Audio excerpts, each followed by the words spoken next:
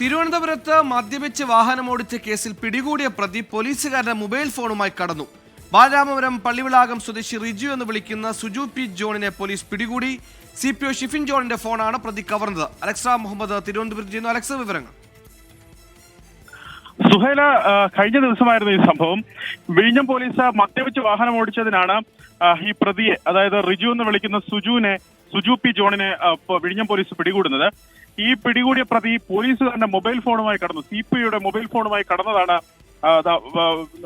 വാർത്തയായി മാറിയിരിക്കുന്നത്. സ്റ്റേഷനിൽ എത്തിക്കുന്നതിനിടെ ജീപ്പിൽ വെച്ച് CPO ഷിഫിൻ ജോണിന്റെ ഫോണാണ് ഈ പ്രതി കവർന്നത്.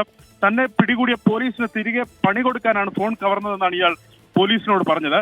മുക്കോലയിൽ നിന്നാണ് ഇരുചക്ര വാഹന സഹിതം സിജുവിനെ വിഴിഞ്ഞം പോലീസ് പിടികൂടിയത്.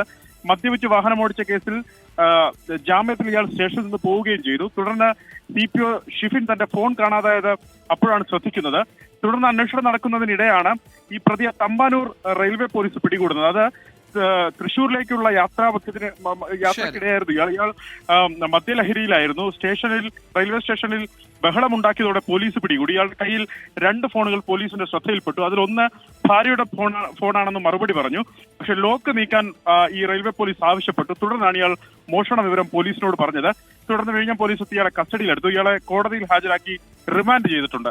സുഹൈൽ, ശരി. നാടകാന്ത്യത്തിൽ റിജുവിന് കേസ് 2ആയി. മദ്യപിച്ച് വാഹനം ഓടിച്ചത്, അതിന് പക വീട്ടാനായി പോലീസിന്റെ ഫോൺ എടുത്തു കളഞ്ഞത്. അലക്സ മുഹമ്മദാണ് തിരുവനന്തപുരത്ത് നിന്ന് വിശദാംശങ്ങൾ നൽകി.